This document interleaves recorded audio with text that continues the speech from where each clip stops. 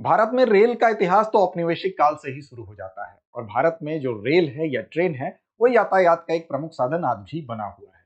लेकिन यातायात के साथ साथ हाल ही में भारत ने अब इस रेल का इस्तेमाल अपने रक्षा क्षेत्र में भी किया है।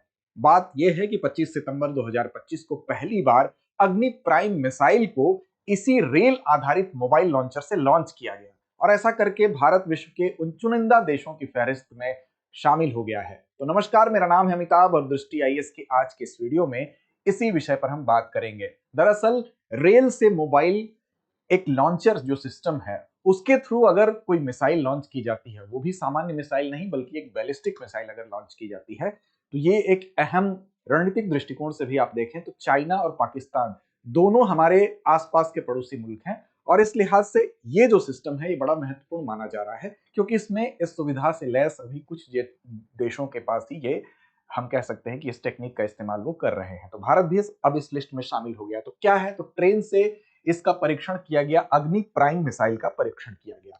कब की घटना है, तो 25 सितंबर 2025 को, और भारत ने यह पहली बार किया है इसलिए महत्वपूर्ण है। और विश्व में भी अगर बात करें तो कुछ चुनिंदा देश ही ऐसा कर रहे हैं। अब देखिए, रेल बेस्ड जो मोबाइल लॉन्चर है उसके क्या फायदे हैं, क्या महत्व है, इसको जानना जरूरी है। इसीलिए ये पूरी की पूरी खबर हमारे लिए इंपॉर्टेंट हो जाती है। तो देखिए, ये अगर बात करेंगे सबसे पहले तो अग्नि प्राइम मिसाइल परीक्षण के विषय में, सबसे पहले अग्नि प्राइम मिसाइल के बारे में थोड़ा सा समझ लेते हैं, फिर बात करेंगे कि इस मोबाइल लॉन्च का क्या फायदा है। तो देखिए, इसकी अगर बात करेंगे तो जो अधिकतम दूरी है, जो अग्नि प्राइम मिसाइल की बात की जा रही है, इसकी अधिकतम दूरी है, कितनी दूरी तक ये मार कर सकता है, तो ये मार कर सकता है 2000 किलोमीटर तक। 2000 किलोमीटर तक मार करने का मतलब कि हमारे इस रेंज में हमारे दोनों पड़ोसी मुल्क, चाहे वो पाकिस्तान हो और चाहे वो चीन हो, ये दोनों अगर इसमें शामिल हो रहे हैं तो इसका मतलब कि दोनों इस रेंज में आएंगे। सुरक्षात्मक दृष्टिकोण से महत्वपूर्ण बात है। दूसरी ये है कि अगर हम बात करेंगे समुद्री सतह, हो गया, अभी तक हम समुद्री सतह से मोबाइल लॉन्च मिसाइल लॉन्च कर रहे थे, सतह से यानी सरफेस से, अपने पृथ्वी से लॉन्च कर रहे थे। इसके अलावा हवा से भी हमारे पास सुविधा थी। अब रेल के माध्यम से यानी ट्रेन के माध्यम से अगर हम इस नेटवर्क का उपयोग कर रहे हैं मिसाइल लॉन्च करने के लिए, तो इस सुरक्षा व्यवस्था को और पुख्ता ये बनाता है, यानी कि ये व्यवस्था और मजबूत होती है। इसके फायदे क्या है उस टेक्निकल बिंदु पर भी आएंगे।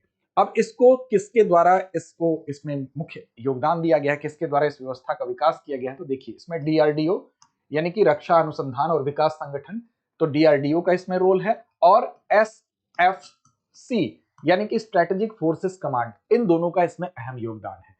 अब देखिए, बात करेंगे कि इसका प्रकार क्या है, तो इसका जो प्रकार है वो क्या है, तो इसका प्रकार है आईआरबीएम। आईआरबीएम यानी कि इस मिसाइल का प्रकार क्या है, आईआरबीएम। आईआरबीएम का मतलब क्या होता है, इंटरमीडिएट रेंज बैलिस्टिक मिसाइल।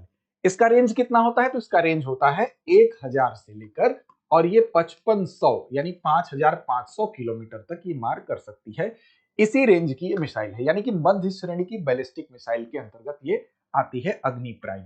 साथ ही साथ इसमें ईंधन कैसा प्रयोग किया जाता है, तो ईंधन की अगर बात करेंगे तो ध्यान रखिएगा, इसमें जो ठोस प्रोपेलेंट का इस्तेमाल किया जाता है, यानी कि सॉलिड प्रोपेलेंट का इस्तेमाल किया जाता है, ठोस ईंधन का इस्तेमाल। और ये दो चरणीय है। दो चरणीय का मतलब कि दो इसमें चरण है। दो चरणीय मिसाइल में क्या होता है कि एक चरण जो होता है, टू स्टेजेस में, एक मिसाइल, इसमें एक हिस्सा जो होगा, पहला हिस्सा हवा में उड़ान भरने के लिए गति प्रदान करता है और जो दूसरा भाग होता है वो लक्ष्य पर हमला करता है। तो इस तरह से इसमें टू स्टेजेस हैं। ठीक है, ये बात आप याद रखेंगे। मोबिलिटी की बात करेंगे तो ट्रक या रेल द्वारा इसका परिवहन, इस मिसाइल का परिवहन किया जा सकता है। ट्रक पे भी आप ले जा सकते हैं, ट्रेन पे भी ले जा सकते हैं और कैनिस्टर से भी लॉन्च संभव है। तो ये इस तरह से इसका यूज जो है मल्टीपर्पज है। और इसमें नाभिकीय क्षमता है। नाभिकीय क्षमता यानी कि नाभिकीय न्यूक्लियर वॉरहेड ले जाने में ये सक्षम है। वॉरहेड मतलब किसी भी मिसाइल का अगला हिस्सा, जहां पर अगर वो न्यूक्लियर वॉरहेड है तो उसकी मारकता, उसकी व्यापकता ज्यादा होगी, नुकसान ज्यादा पहुंचाएगा। अब श्रृंखला की अगर बात करें तो अग्नि श्रृंखला में आप जानते हैं कि उसकी ये अब तक जो 5 उसकी श्रेणियां थी, यानी कि 1 2 अग्नि 1, अग्नि 2, अग्नि 3, अग्नि 4, 5, उसी तरह से ये छठी श्रेणी है और इसको नाम क्या दिया गया है, इसको अग्नि प्राइम मिसाइल नाम दिया गया है। तो इसकी कौन सी श्रेणी है, छठी मिसाइल की श्रेणी है। अब रेल आधारित लॉन्च का क्या इंपॉर्टेंस है, भारत अगर क्यों इस चीज पे गौरवान्वित खुद को महसूस कर रहा है, तो देखिए इसको समझने की जरूरत है। यहां पर देखिए सबसे बेहतर जो रिजल्ट मिला है भारत को, सफल एक तरह से लॉन्चिंग हुई है, उसका कारण यह है कि एक क्विक रिएक्शन लॉन्च है, यानी कि आप तुरंत इसको लॉन्च कर सकते हैं। और सबसे बड़ी चीज जो है, स्थाई साइलो, साइलो मतलब होता है जहां पर मिसाइल आपकी एक जगह रखे जाते हैं। स्थाई साइलो को जमीन में कड़ी सुरक्षा के बीच में आपको रखना पड़ता है, वहां पर कई सारी मिसाइलें रखी जाती हैं। लेकिन अगर आपके दुश्मन को, आपके शत्रु को उस साइलो का पता चल गया, उस मिसाइल साइलो की जगह का पता चल गया और उसी जगह को नष्ट कर दिया उसने, तो आपकी रक्षात्मक पंक्ति बड़ी कमजोर हो जाएगी। इसलिए इसमें क्या है कि इसकी मोबिलिटी रहेगी हमेशा। वो अगर आप ट्रेनों पर रखे हैं इन मिसाइलों को, तो दुश्मन उसको ट्रैक करना बहुत मुश्किल होगा। एक तो ये इसकी खूबी है। दूसरा, अगर मिसाइल साइलो में है तो उसे दुश्मन आसानी से ट्रैक कर ले रहा है, उसको मार सकता है और आपकी रक्षा पंक्ति को कमजोर कर सकता है। रेल पर चलने वाली मिसाइल जो है, एक तो उसको क्विक रिएक्शन है, यानी कि तुरंत लॉन्च करना भी आसान है। दूसरा, सामान्य मालगाड़ी देश में हर जगह जा रही है, उस पर किसी को, दुश्मन को पता ही नहीं, उसको ट्रैक करना मुश्किल है कि उस पर मिसाइल भी है।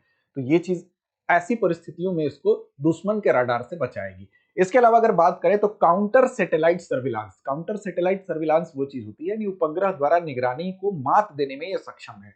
अब रेल मार्ग जो है वो क्या है, वो सुरंगों से भी गुजरता है। आप क्या करेंगे, अपनी ट्रेनों पर तैनात कर दिया आपने इस मिसाइल को और आपने उसको ले जाके सुरंगों में खड़ा कर दिया। किसी लोहे का कोई पुल है उसके आसपास खड़ा कर दिया आपने, उसके अंदर खड़ा कर दिया। कहने का तात्पर्य यह है कि इसको छुपाना आसान है, इसलिए दुश्मन को ट्रैक करना आसान है, इतना आसान नहीं होगा, कठिन होगा। और इसी वजह से हमारी रक्षा पंक्ति, हम वायु से भी मिसाइल दागने में सक्षम थे, हम धरती से दागने में सक्षम थे, समुद्र से दागने में सक्षम थे। अब इस मोबिलिटी की वजह से इसकी जो हम कह सकते हैं कि इसकी गुणवत्ता जो है बढ़ जा रही है, हमारी रक्षा पंक्ति मजबूत हो जा रही है। तो देखिए, सबसे पहली चीज क्या है, एनहांस मोबिलिटी, यानी कि अब हर जगह हो सकता है कि आप किसी सुरंग में पाकिस्तान के सीमावर्ती जगह पे ही ट्रेन में छुपा के रखे हो, चाइना के सीमावर्ती जगह पे ही ट्रेन में आप छुपा के रखे हो, या किसी अन्य जगह पर जहां पर दुश्मन ट्रैक नहीं कर पाएगा। त्वरित प्रतिक्रिया समय यानी रैपिड रिएक्शन टाइम है, ये तुरंत इसमें रिएक्शन करने में सक्षम है, बहुत तैयारी की जरूरत नहीं है।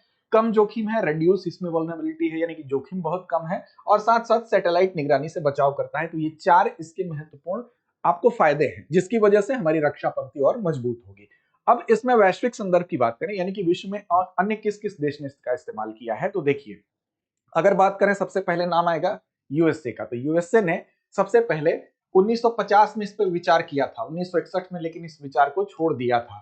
और मिनट मैन, ठीक है ना, इस टेक्निक का सबसे पहले उसने प्रयोग किया, जिसको कि 1950 में, फिर 1961 में इसने क्या किया, छोड़ दिया। और पीस कीपर जो था, यानी दूसरा वाला कौन सा था, पीस कीपर, ठीक है ना, पीस कीपर पर फिर उसने विचार किया 1980 में, और फिर लेकिन इसको भी लागू नहीं कर पाया। फिलहाल हम कह सकते हैं कि इसमें जो तकनीकी थी वो मिनटमैन और पीस कीपर की तकनीकी यहां पर अपनाई गई थी। उसके बाद यूएसएसआर की अगर बात कर ले, तो यूएसएसआर की अगर बात कर ले तो यहां पर भी तकनीकी जो स्थापित, जिस तकनीकी का इस्तेमाल किया गया वो रेल आईसीबीएम टेक्निक यहां भी यहाँ इस्तेमाल किया गया, यानी रेल मोबाइल आईसीबीएम सिस्टम यहां पर तैनात किया गया। लेकिन जब सोवियत संघ का पतन हुआ तो फिर इसने भी पतन के बाद बंद कर दिया, यानी कि इसका इस्तेमाल पहले से अन्य देश कर रहे हैं। आप देख सकते हैं कि यूएसएसआर या रशिया इसका इस्तेमाल पहले कर चुका है।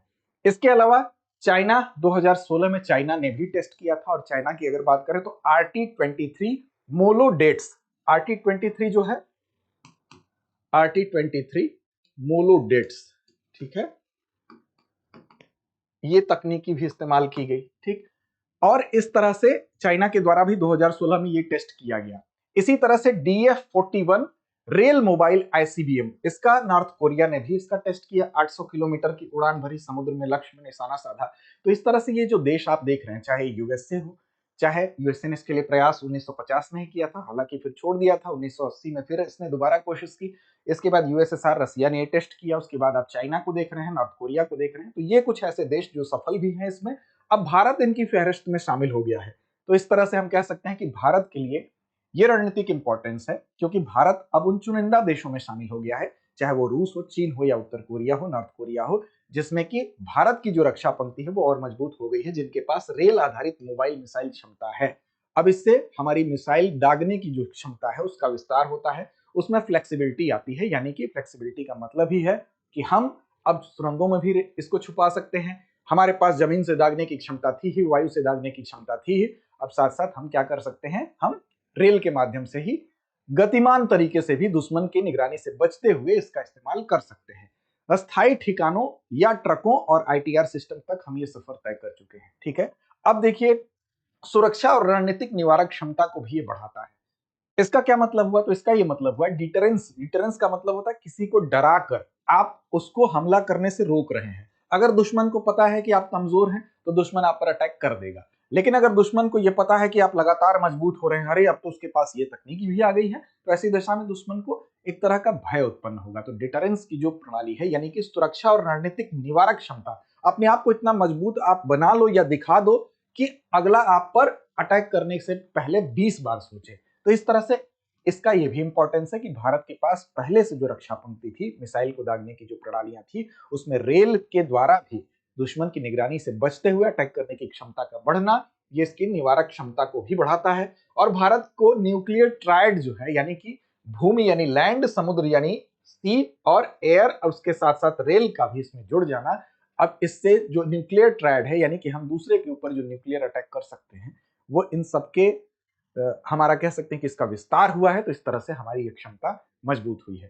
तो कुल मिलाकर हम ये कह सकते हैं कि भारत की सुरक्षा पंक्ति के लिहाज से ये एक अहम कदम है, चूंकि भारत ने इसका पहली बार परीक्षण किया है और ये सफल भी रहा है। तो हमारी सुरक्षा के दृष्टिकोण से रक्षा नीति में ये एक बड़ा कदम, बड़ी उपलब्धि माना जा सकता है। तो चलिए अब चलते हैं अभ्यास प्रश्न की तरफ और आपके ऊपर जिम्मेदारी छोड़ते हैं। अग्नि प्राइम मिसाइल भारत की अग्नि श्रृंखला की किस श्रेणी की मिसाइल है? इसका जवाब आपको कमेंट बॉक्स में देना है। विकल्प आपके सामने है, चौथी, पांचवी, छठी या पहली। तो इसका जवाब कमेंट बॉक्स में देना ना भूलें। लड़ते रहिए, अपने लक्ष्य की ओर बढ़ते रहिए। अब एग्जाम की तैयारी को और बेहतर करने के लिए हमारे चैनल को लाइक, शेयर और सब्सक्राइब करना ना भूलें।